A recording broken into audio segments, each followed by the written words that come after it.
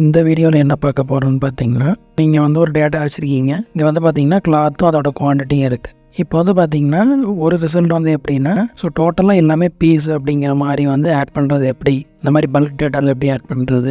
ரெண்டாவது ரிசல்ட் என்னென்னு பார்த்தீங்கன்னா, 1 அப்படிங்கிறப்ப பீஸ்ன்னும், ஒன்றுக்கு மேலே இருக்கிறப்ப பீசஸ் அப்படிங்கிறது வந்து எப்படி வந்து நம்ம கொண்டு வரது ஒரு பல்க் டேட்டாவில் அப்படிங்கிறது ஒரு எக்ஸாம்பிளுக்காக ஒரு டேட்டா போட்டிருக்கேன். அதை தான் இந்த வீடியோவில் பார்க்க போகிறோம். வாங்க வீடியோக்குள்ளார போகலாம்.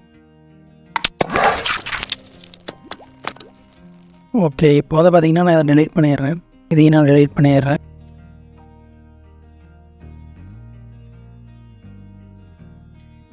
ஓகே, இப்போ வந்து பார்த்தீங்கன்னா ஃபஸ்ட்டு வந்து என்ன பார்க்க போகிறோன்னு பார்த்தீங்கன்னா, இங்கே இருக்கிற டேட்டாஸ் இருக்குது இல்லைங்களா. இந்த டேட்டாஸ் வந்து நம்ம பீஸ் அப்படின்னு மட்டும் நம்ம வந்து ஆட் பண்ண போகிறோம். இப்போ ஃபஸ்ட்டு டேட்டா வந்து பார்த்தீங்கன்னா இது எல்லாமே வந்து பீஸ் அப்படின்னு சொல்லி நம்ம ஆட் பண்ண போகிறோம். எது ஆட் பண்ணுற போகிறோமோ அதை நம்ம செலக்ட் பண்ணிக்கலாம். நீங்கள் வந்து பல்க் டேட்டா வச்சுருந்தீங்கன்னா பல்க் டேட்டாவை அந்த மாதிரி ஆட் பண்ணிக்கலாம். நான் எக்ஸாம்பிளுக்கு பீஸ்ன்னு சொல்கிறேன். உங்களுக்கு என்ன வேர்டு வந்து இன்ஸ்டால் பண்ணுவோம். ஃபார் எக்ஸாம்பிளுக்கு ஒருத்தர் ஒரு 100 பேரோட பேர் வச்சுருக்கீங்க. பேருக்கு முன்னாடி மிஸ்டர், மிஸ்ஸஸ் இந்த மாதிரி வந்து ஆட் பண்ணணும் அப்படின்னாலும் 100 பேர்த்துக்கு நீங்கள் ஆட் பண்ணணும்னா ஒவ்வொரு பேராக எடிட் பண்ணி F2 கொடுத்து நீங்கள் வந்து மிஸ்டர்னு போடணும். அந்த மாதிரி போடுறதுக்கு பதிலாக இது டோட்டலாக எல்லாத்தையும் செலக்ட் பண்ணி மாற்றிக்கலாம் அந்த மாதிரி. ஃபார் எக்ஸாம்பிளுக்கு சொல்கிறேன், உங்களுக்கு எப்படி அதாவது பல்க் டேட்டா எது வேணுமோ நீங்கள் அதை போட்டுக்கலாம். இதை டோட்டலாக செலக்ட் பண்ணுங்கள். செலக்ட் பண்ணிவிட்டு Ctrl+1 கொடுங்க. அது வந்து ஷார்ட்கட்டு. அப்படி இல்லை ரைட் கிளிக் கொடுத்து ஃபார்மேட் செல் கொடுங்க. கொடுத்தா இதில் வந்து நிறையா டேப்ஸ் இருக்கும். இதில் வந்து நம்பருங்கிற டேப்பை வந்து செலக்ட் பண்ணிக்கோங்க. அதில் வந்து நிறையா ஆப்ஷன்ஸ் இருக்கும். அதில் கஸ்டம்ஸ் அப்படிங்கிறதுக்கு செலக்ட் பண்ணிக்கோங்க. கஸ்டம் அப்படிங்கிறத செலக்ட் பண்ணிட்டு இங்கே டைப் அப்படிங்கிற இடத்துல வந்து என்ன பண்ணணும் அப்படின்னு பார்த்தீங்கன்னா, ஃபஸ்ட்டு இந்த சிம்பிள் வந்து டைப் பண்ணிக்கோங்க.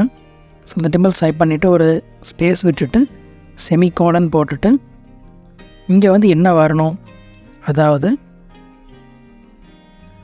இந்த நம்பர்ஸ்க்கு அப்புறம் என்ன வரணும் அப்படிங்கிறது வந்து நம்ம இங்கே கொடுக்குறோம். நான் பிசி அப்படின்னு கொடுத்துட்டு டபுள் கோலன் கொடுத்து க்ளோஸ் பண்ணிடுறேன். பார்த்திங்கன்னா இந்த சிம்பிள் போட்டுட்டு ஒரு ஸ்பேஸ் விட்டுட்டு டபுள் கோலன் கொடுத்து நான் க்ளோஸ் பண்ணிட்டேன்.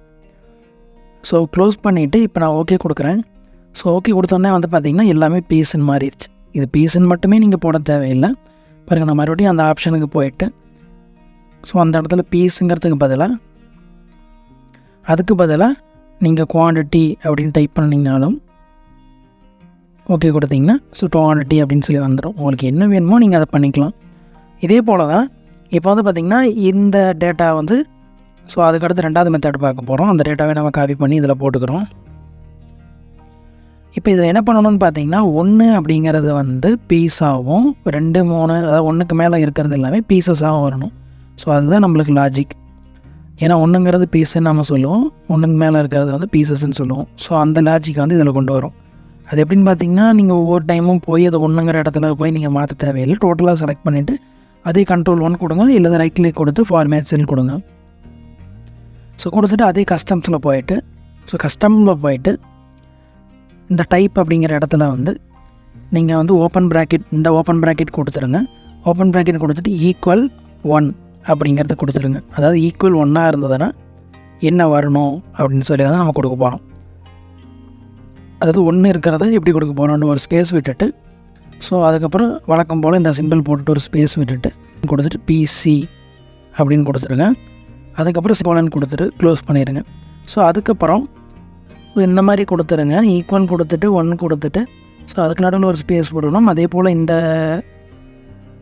சிம்பிளுக்கு நடுவில் ஒரு ஸ்பேஸ் விடணும். அப்புறம் பிசி அதுக்கப்புறம் வந்து செமிகோலன், அதுக்கப்புறம் இதுக்கு நடுவில் ஒரு ஸ்பேஸ் அதுக்கப்புறம் இதுக்கு நடுவில் ஒரு ஸ்பேஸ், அப்புறம் பீஸ் அப்படின்னு சொல்லி அதை டைப் பண்ணிவிட்டு என்டர் பண்ணிங்க அப்படின்னா 1ங்கிறது பீஸ்ன்னு எடுத்துக்கிச்சு, மற்றது எல்லாமே வந்து பீசஸ்ன்னு எடுத்துக்கிச்சு.